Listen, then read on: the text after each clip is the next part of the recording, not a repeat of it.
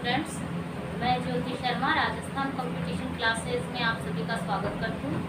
तो स्टूडेंट्स, आपको पता होगा कि कंपटीशन की एग्ज़ामों में एनसीईआरटी की बुक्स जो कक्षा 6 से 10 तक है वो कितनी महत्वपूर्ण है। ज़्यादातर क्वेश्चन इन्हीं में से आते हैं और अब हमने चालू किया है कक्षा 6 से 10 तक की आपको एनसीईआरटी की बुक पढ़ाएंगे।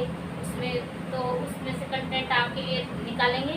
तो स्टार्ट करते हैं कक्षा 6 की भूगोल। उसमें चैप्टर नंबर 1 है सौरमंडल में पृथ्वी। तो उसको स्टार्ट करते हैं। तो चलो स्टार्ट करते हैं। सूर्यास्त के बाद आकाश को देखना कितना अच्छा लगता है। आसमान में पहले 1 या 2 चमकते बिंदु ही दिखते हैं, लेकिन बाद में इनकी संख्या बढ़ती जाती है। और आप और हम उनकी गणना नहीं कर सकते। आकाश छोटी छोटी चमकदार वस्तुओं से भर जाता है, जिनमें से कुछ चमकीले होते हैं एवं कुछ धुंधले होते हैं। ऐसा प्रतीत होता है मानो कि आकाश में हीरे जड़े हैं और इसमें से कुछ टिमटिमाते हुए प्रतीत होते हैं। इन चमकीली वस्तुओं के साथ आप लगभग प्रतिदिन चंद्रमा को भी देखते हैं और यह अलग अलग समय आकार तथा अलग अलग स्थितियों में दिखाई पड़ता है। कौन? चंद्रमा। आप पूर्ण चंद्रमा को लगभग 1 महीने में एक बार देख सकते हैं। यह पूर्ण चंद्रमा वाली रात पूर्णिमा होती है। पूर्ण चंद्रमा वाली रात क्या कहलाती है? पूर्णिमा। 15 दिन के बाद आप इसे नहीं देख सकते। यह नए चंद्रमा की रात्रि या अमावस्या होती है। ऐसी रात में अगर आसमान साफ है तो आप आसमान का अवलोकन अच्छी तरह से कर सकते हैं।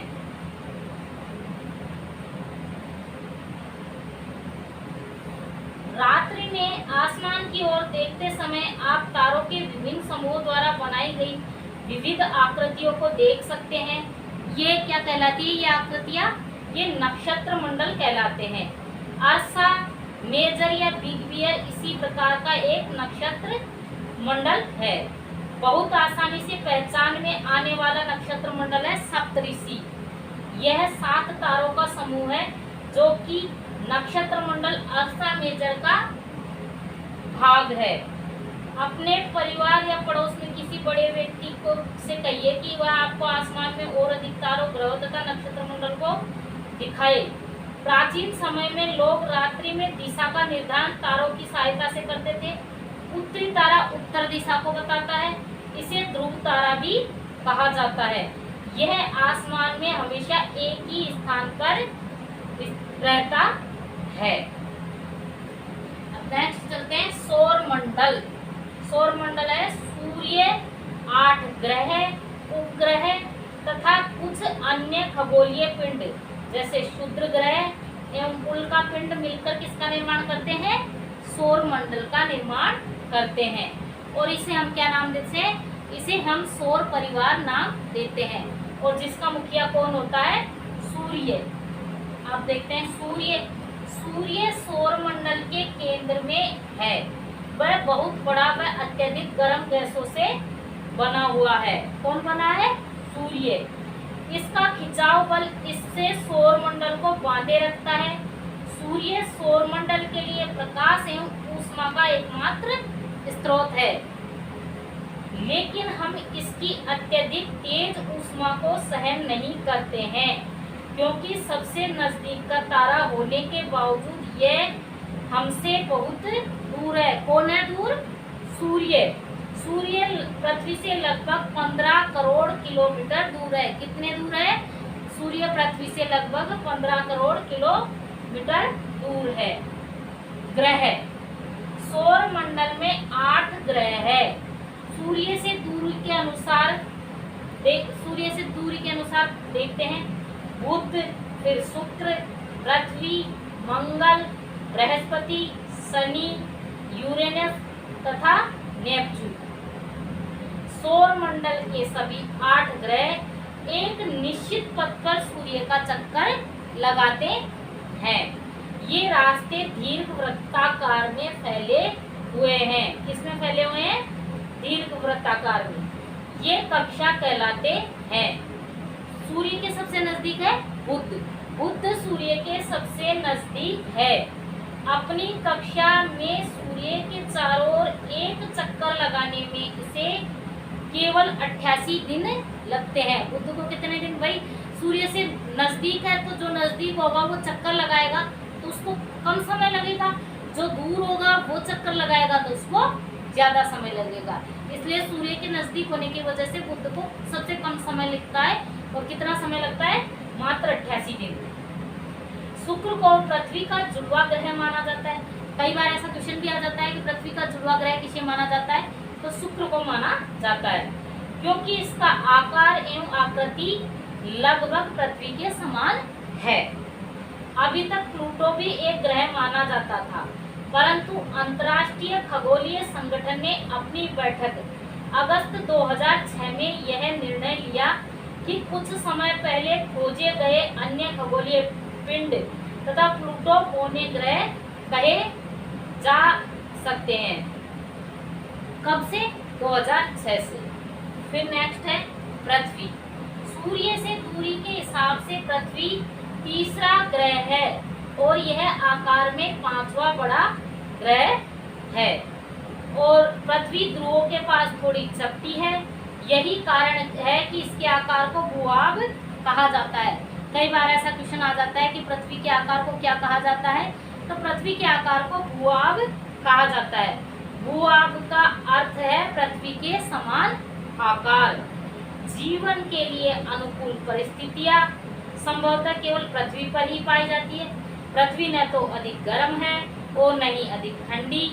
यहाँ पानी एवं वायु उपस्थित है जो हमारे जीवन के लिए आवश्यक है। वायु में जीवन के लिए आवश्यक गैसें जैसे ऑक्सीजन मौजूद है। इन्हीं कारणों से पृथ्वी सौरमंडल का सबसे अद्भुत ग्रह है। अंतरिक्ष से देखने पर पृथ्वी नीले रंग की दिखाई पड़ती है। कैसे रंग की दिखाई पड़ती है पृथ्वी अंतरिक्ष से देखने पर? नीले रंग की, क्योंकि इसकी 2/3 सतह पानी से ढकी हुई है, इसलिए इसे नीला ग्रह भी कहा जाता है। क्या आपको पता है प्रकाश की गति लगभग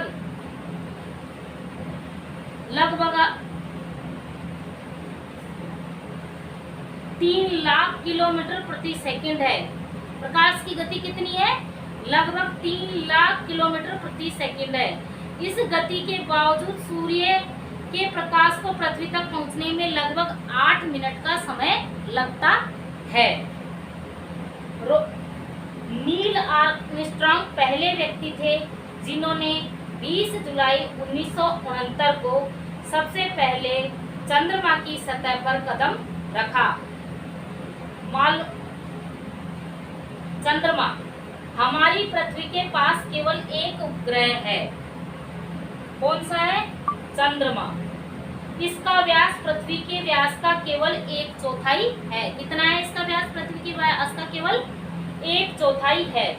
यह इतना बड़ा इसलिए प्रतीत होता है क्योंकि यह हमारे ग्रह से अन्य खगोलीय पिंडों की अपेक्षा नजदीक है। मतलब चंद्रमा पृथ्वी के अन्य खगोलीय पिंडों की अपेक्षा क्या है?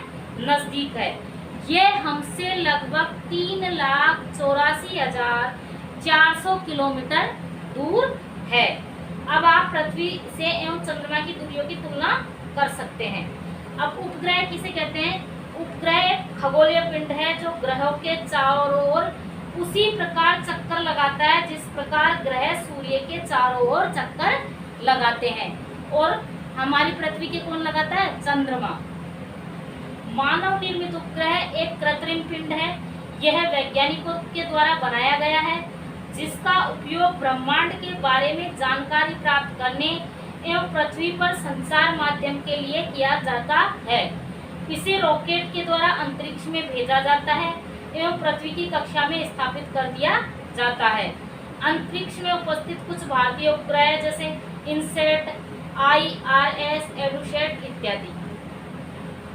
चंद्रमा पृथ्वी का एक चक्कर लगभग 27 दिन में पूरा करता है। लगभग इतने ही समय में यह अपने अक्ष पर चक्कर भी पूरा करता है। इसके परिणाम स्वरूप पृथ्वी से हमें चंद्रमा का केवल एक भाग दिखाई पड़ता है। चंद्रमा की परिस्थितियां जीवन के लिए अनुकूल नहीं है। इसकी सतह पर पर्वत, मैदान एवं गड्ढे हैं जो चंद्रमा की सतह पर छाया बनाते हैं। पूर्णिमा के दिन चंद्रमा पर इनकी छाया को देखा जा सकता है। और जीव एवं पौधों को जीवित रहने तथा विकसित करने के लिए पानी और ऑक्सीजन, इन सब चीजों की जरूरत पड़ती है जो कि चंद्रमा पर नहीं है। नेक्स्ट है क्षुद्र ग्रह। क्षुद्र ग्रह तारों, ग्रहों एवं उपग्रहों के अतिरिक्त असंख्य छोटे पिंड भी सूर्य के चारों ओर चक्कर लगाते हैं। इन पिंडों को क्षुद्र ग्रह कहते हैं। ये मंगल एवं बृहस्पति की कक्षाओं के बीच पाए जाते हैं। कई बार क्वेश्चन आ सकता है ऐसा कि क्षुद्र ग्रह कहाँ पाए जाते हैं, तो ये मंगल एवं बृहस्पति की कक्षाओं के बीच में पाए जाते हैं। वैज्ञानिकों के अनुसार क्षुद्र ग्रह के ही भाग होते हैं जो कि बहुत वर्ष पहले विस्फोट के बाद ग्रहों से टूटकर अलग हो गए। उल्कापिंड सूर्य के चारों ओर चक्कर लगाने वाले पत्थरों के छोटे छोटे टुकड़ों को उल्कापिंड कहते हैं। कभी कभी ये उल्कापिंड पृथ्वी के इतने नजदीक आ जाते हैं कि इनकी प्रवृत्ति पृथ्वी पर गिरने की होती है। इस प्रक्रिया के दौरान वायु के साथ घर्षण होने के कारण ये गर्म होकर जल जाते हैं। रास्ते में क्या हो जाते हैं, ये जल जाते हैं। फलस्वरूप चमकदार प्रकाश उत्पन्न होता है। कभी कभी कोई उल्का पूरी तरह जले बिना भी पृथ्वी पर गिरती है, जिससे धरातल पर क्या बन जाता है, गड्ढा बन जाता है। क्या आपने तारों वाले खुले आकाश में एक ओर से दूसरी ओर तक फैली चौड़ी सफेद पट्टी की तरह एक चमकदार रास्ते को देखा है? यह लाखों तारों का समूह है। यह पट्टी आकाश गंगा मिल्की वे है। हमारा सौरमंडल इस आकाश गंगा का एक भाग है। प्राचीन भारत में इसकी कल्पना आकाश में प्रकाश की एक बहती नदी से की गई थी। इस प्रकार इसका नाम क्या पड़ा, आकाश गंगा पड़ा। आकाश गंगा करोड़ों तारों, बादलों तथा गैसों की एक प्रणाली है। इस प्रकार की लाखों आकाश गंगाएं मिलकर ब्रह्मांड का निर्माण करती है। किसका निर्माण करती है, ब्रह्मांड का। ब्रह्मांड की विशालता की कल्पना करना अत्यधिक कठिन है। वैज्ञानिक अभी भी इसके बारे में अधिक से अधिक जानकारी एकत्र करने में जुटे हैं।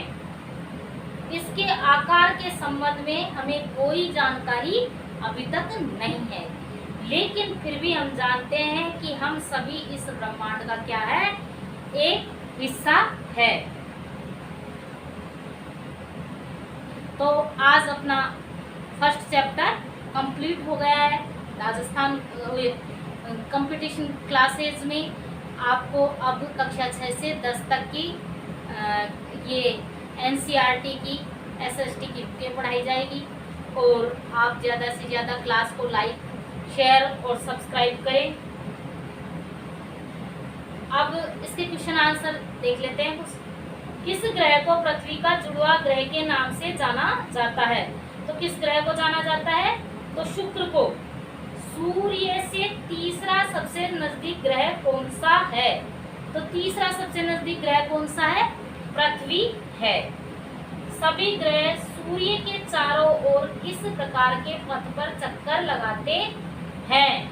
तो दीर्घवृत्ताकार पथ पर चक्कर लगाते हैं। ध्रुव तारे से किस दिशा का ज्ञान होता है? तो ध्रुव तारे से उत्तर दिशा का ज्ञान होता है। क्षुद्र ग्रह किन कक्षाओं के बीच पाए जाते हैं? तो ये मंगल एवं बृहस्पति की कक्षाओं के बीच पाए जाते हैं। तारों का एक समूह जो विभिन्न प्रतिरूपों का निर्माण करते हैं उसे नक्षत्र मंडल कहते हैं। तारों की एक बहुत बड़ी प्रणाली को आकाशगंगा कहा जाता है। और पृथ्वी के सबसे करीब कौन है? चंद्रमा पृथ्वी के सबसे करीब है। पृथ्वी सूर्य से तीसरा सबसे नजदीक ग्रह है। ग्रहों के पास अपनी ऊष्मा तथा प्रकाश नहीं होता है। इसी के साथ आज अपना फर्स्ट चैप्टर पूरा हुआ। अब नेक्स्ट क्लास होगी, उसमें आपके लिए सेकंड चैप्टर लेके आऊँगी। क्लास को ज़्यादा से ज़्यादा लाइक करें, शेयर करें, सब्सक्राइब करें। धन्यवाद।